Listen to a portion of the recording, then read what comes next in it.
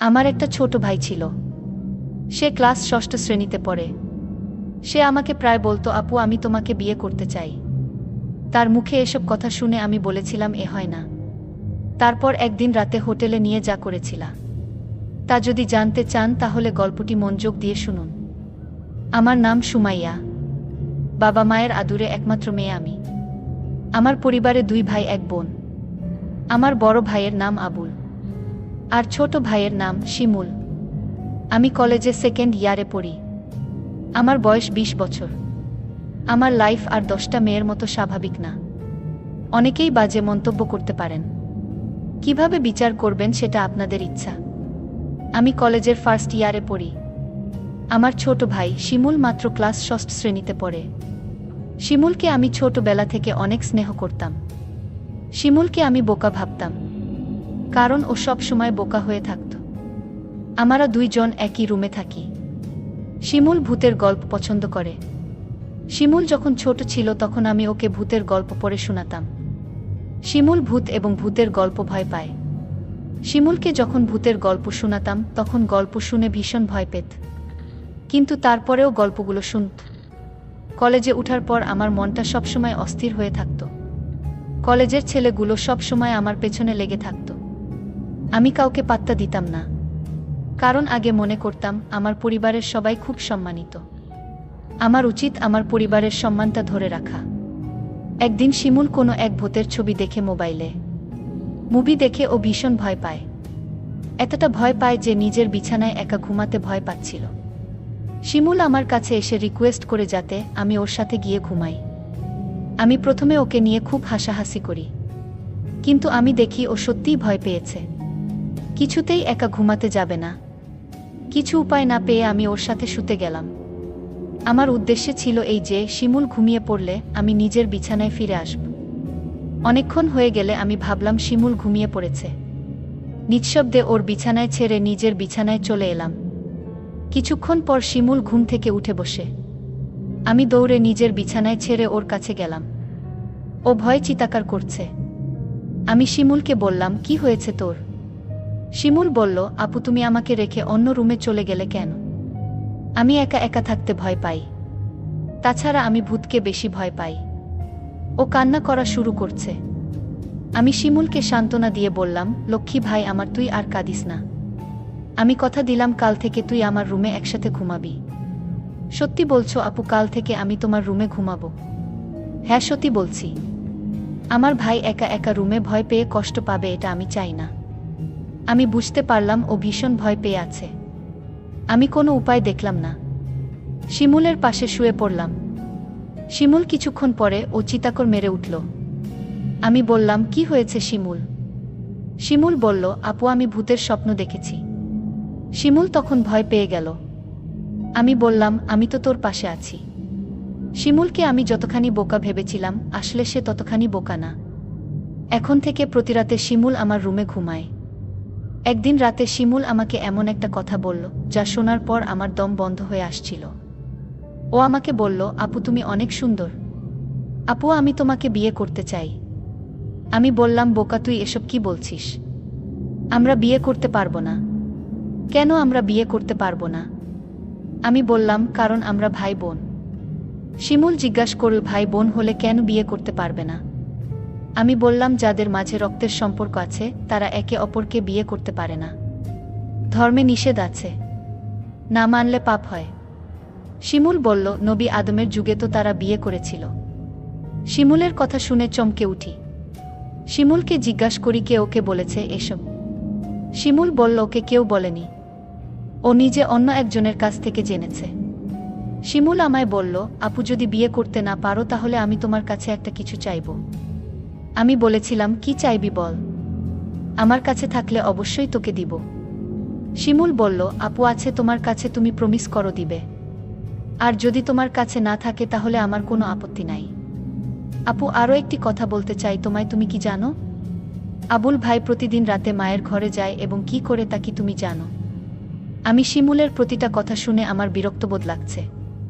আমি শিমুলকে বললাম, আবুল প্রতিদিন রাতে মায়ের ঘরে গিয়ে কি করে বলতো?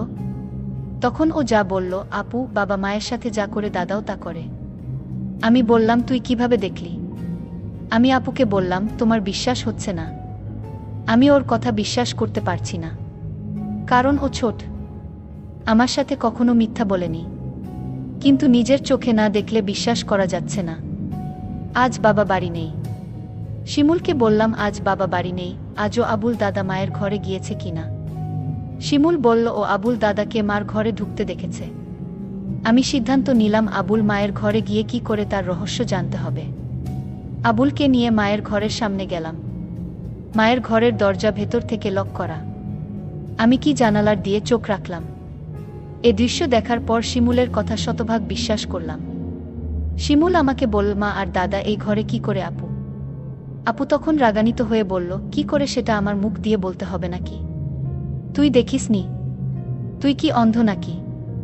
আমি আপুকে বললাম, আপু তুমি আমার সাথে রাগ করছো কেন? আমি আবার কি করলাম আপু? কাল বাবা আসলে আমি বাবাকে বলে দিব মা আর দাদার কথা। বাবা জানলে বাবার মনে অনেক কষ্ট হবে। আমাদের সুন্দর পরিবারটা নষ্ট হয়ে যাবে। আমাকে এই পরিবার বাঁচাতে হবে। আমি শিমুলকে ঘরে নিয়ে আসলাম। শিমুলকে বললাম, আমাদের পরিবার একটা সম্মানিত পরিবার। আমাদের ঘরের কথা বাহিরের মানুষ জানলে আমাদের সম্মান নষ্ট হয়ে যাবে। ঠিক আছে আপু, আমি বাবাকে কিছু বলবো না। শুধু তুমি যদি আমার একটা কথা রাখো, আমি আমার পরিবারকে বাঁচাতে। আমি শিমুলকে বললাম, তুই বল তোর মনের কথা, আমি রাখব। শিমুল তখন আমায় জিজ্ঞাসা করল, সবাই পারলে আমরা কেন পারবো না? কি করতে হবে সেটা বলবি তো? আমি বললাম, আপু তোমার কাছে একটা রাত ধার চাই। তুমি কি দিবে? আপু বলল, রাতে আবার কি করবি? যা বলবি ঘুরিয়ে না বলে সোজা বলে ফেল। আমার ছোট ভাই তখন বলল, আপু দাদা আর মা যা করে আমরা তাই করব। শিমুল, তোর কি মাথা ঠিক আছে? তুই কি বলছিস একবার ভেবে দেখেছিস? আমি আপুকে বললাম, তুমি আমার কথা রাখবে কি সেটা বলো। আমি বললাম, নিয়ম নেই। শিমুল জানতে চাইল, নিয়ম কারা বানায়? আমি বললাম, বড়রা। শিমুল বলল, বাবা সবার বড়। শিমুল বাবাকে বলে নিয়ম বানাবে। শিমুলকে বাবার কাছে যাওয়া থেকে আটকাতে হবে। কিন্তু শিমুলকে কোনোভাবে বোঝানো যাচ্ছে না। আমি ভাবলাম, শিমুল খুব বড় নয়, সবে ক্লাস 6 শ্রেণীতে পড়ে। তাছাড়া ও বোকা, মানসম্মান বিষয়ে তার কোনো জ্ঞান নেই। আমি বললাম, আমি যদি শিমুলের কথা রাখি, তাহলে ওকে চুপ রাখা যাবে, মা আর দাদার ঘটনা বলা যাবে না। আমি বললাম, শিমুল তোর কথায় আমি রাজি, তবে একটা শর্ত আছে। শিমুল বলল, কি শর্ত আপু? আগামী মাসে বাবা মা আমাদের পরিবারের সবাই ঘুরতে যাব চট্টগ্রাম। আর যেদিন আমরা চট্টগ্রাম যাব সেদিন তোর ইচ্ছা পূরণ করব। আমি বললাম, ঠিক আছে। আমি সেই অপেক্ষায় রইলাম। 1 মাস পর বাবা আর মা আমাদের সবাইকে ডেকে বললেন তারা চট্টগ্রাম যাবেন ঘুরতে। তাই আমাদের সবাইকে জানিয়ে দিলেন। আমি বাবার কথা শুনে আমার অনেক ভালো লাগছে। এতদিন পর আমার মনের ইচ্ছা পূরণ হবে। আজকের মতো আমি খুশি কোনোদিন হয়নি। আমরা চট্টগ্রামের উদ্দেশ্য করে রওনা দিলাম। তারপর চট্টগ্রামের এক হোটেলে গিয়ে আমাদের পরিবারের সবাইকে নিয়ে উঠলাম। শুধু 2টো রুম ভাড়া নিতে পারলেন। বাবা আর মা নিজেদের জন্য একটা রুম নিলেন, আর আমাদের 3 ভাই বোনদের জন্য অন্য রুমটা দিলেন। আমরা সারাদিন চট্টগ্রামের দর্শনীয় স্থান ঘুরলাম। সন্ধ্যায় ক্লান্ত হয়ে হোটেলে ফিরলাম। ফ্রেশ হয়ে খাওয়া দাওয়া সেরে যে যার রুমে চলে গেলাম ঘুমানোর জন্য। রুমে 2টো ডাবল বেড ছিল। একটাতে আমি শুলাম আর অন্যটাতে শিমুল আর আবুল দাদা। আমরা সবাই ক্লান্ত ছিলাম, তাই বিছানায় শুতেই চোখে ঘুম চলে এলো। আবুল দাদা ঘুমিয়ে গেছে, আমারও ঘুম ধরেছে। এমন সময় শিমুল আমার কাছে চলে এল। আমি কোথায় শোবো? আমার তো আবার ভূতেরে ভয় লাগে। আমি বললাম, তাহলে আমার পাশে এসে ঘুমাতে। বাইরে বৃষ্টি হচ্ছিল, পরিবেশটা ঠান্ডা ঠান্ডা ছিল। আমি আর শিমুল এক বেডে শুয়ে পড়লাম। রাত যখন গভীর হলো, আমি আপুকে কানে কানে বললাম, আপু আমার কথাটা মনে আছে তো? আপু বলল, মনে আছে। আপু বলল, এখন চুপচাপ ঘুমিয়ে পড়। আমি আপুকে বললাম, আপু ঘুমালে হবে, তাহলে তুমি যে আমায় কথা দিয়েছিলে তার কি হবে? আপু বলল, শোন, আজ তো পাশের বেডে আবুল দাদা শুয়ে আছে। বড় ভাই যদি জেগে যায় তাহলে সমস্যা হবে। আমি আপুকে বললাম, তাহলে এখন কি উপায়?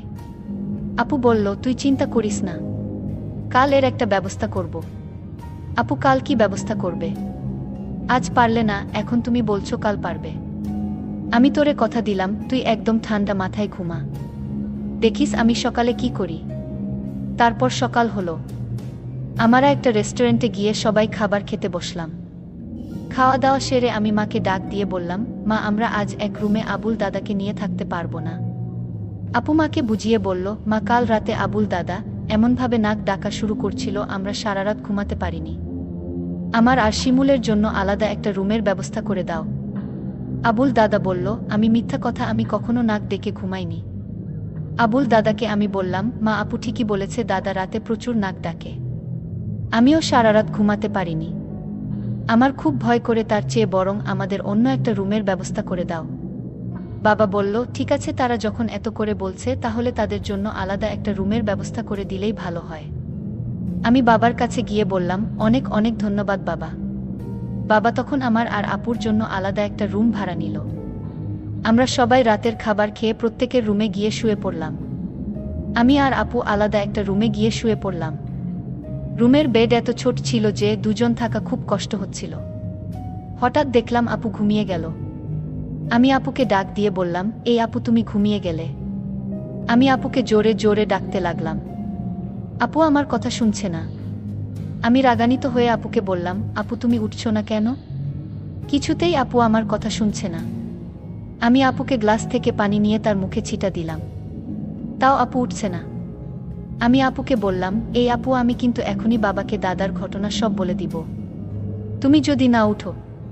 তাও দেখছি আপু উঠেনি। আমি ভয় পেয়ে গেলাম। আপু ঘুম থেকে কিছুতেই জাগাতে পারছি না। আমি আর কোনো উপায় না পেয়ে বাবাকে ডাক দিয়ে বললাম, বাবা আপুকে এই যে ডাকছি, আপু তো ঘুম থেকে উঠছে না। বাবা বলল, রাত অনেক হয়েছে, তোর আপু মনে হয় গভীরভাবে ঘুমিয়ে গেছে, যা তুই শুয়ে পড়, সকাল হলে ডাকতে হবে না, এমনিতেই উঠে যাবে। আমি বাবাকে বললাম, বাবা তুমি বিষয়টা বুঝতে পারছো না। আমি আপুকে পানি ছিটা দিলাম, তাও তো উঠছে না। মা তখন আমায় বলল, তুই কি বলছিস? মা তখন আমার সাথে আপুর রুমে আসলো। মা আপুকে ডাক দিল, কোনো সাড়া নেই। মা তখন চিৎকার করে উঠল। মা কান্না করা শুরু করে দিল, আমার মেয়ে আর বেঁচে নাই, ঘুমের ঘরে মরে গেছে, আমার কি সর্বনাশ হয়েছে। সবাই রুমে আসলো আর চিৎকার করে কান্না করতে লাগলো। কিন্তু আমার মনে সন্দেহ হচ্ছিল না, না আপু এভাবে মরতে পারে না। আমি এসব ভাবতে ভাবতে আপুর বিছানায় একটা চিঠি লক্ষ্য করলাম। চিঠিটা আমি খুলে পড়তে শুরু করলাম। চিঠিতে লেখা ছিল, শিমুল ভাই আমার, তুই আমাকে ক্ষমা করে দিস। আমি তোর কথা রাখতে পারিনি, কারণ দাদার ঘটনা দেখার পর থেকেই আমার মন থেকে বাঁচার ইচ্ছা চলে গেছে। সেদিনেই আমি সিদ্ধান্ত নেই, এই পরিবারে আমি বেঁচে থাকতে পারবো না, কারণ যেই পরিবারের সম্মান থাকে না, মায়ের কার্যকলাপ আমার কাছে ভালো লাগে না। আর তোকে আমি মিথ্যা আশা দিয়েছিলাম, কারণ আমি চেয়েছিলাম দাদা আর মায়ের বিষয়টা কেউ না জানুক। কিন্তু তুই বারবার আমায় বলছিলে, তোর কথা যদি আমি না রাখি তাহলে দাদা আর মায়ের কথা তুই বাবার কাছে বলে দিবি। আর আমি কোনো পাপ করতে চাইনি, তার চেয়ে বরং আমি উপারে চলে যাই। তুই যদি সত্যি তোর আপুকে পরকালে ভালো রাখতে চাস তাহলে দাদা আর মায়ের কথা কিছুতেই বাবাকে বলিস না। আমি আপুর চিঠির লেখা পড়ে আমি চিৎকার করে কান্না করছি আর বলছি, আপু তুমি একবার উঠে আসো, আমি আর কোনোদিন তোমাকে কিছু বলবো না, তাও তুমি উঠে আও। কিন্তু মানুষ মরে গেলে কি আর জীবিত হয়? প্রিয় বন্ধুরা, আজকের গল্পটি কেমন লাগলো তা কমেন্ট করে জানাবেন। ধন্যবাদ।